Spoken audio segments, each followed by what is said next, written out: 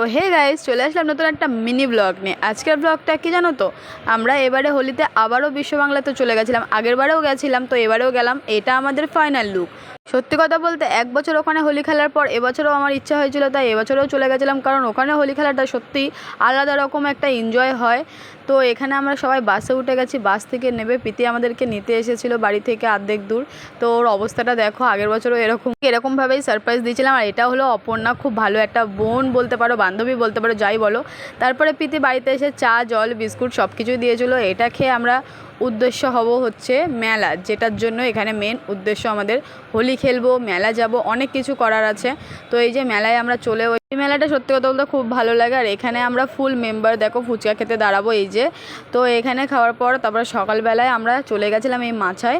এখানে অনেকটা মজা করেছি, ভিডিও রিলস ফিলস বানিয়ে তারপরে বাড়ি চলে আসলাম। আজকে মিলে একটা এতটুকুই, বাই।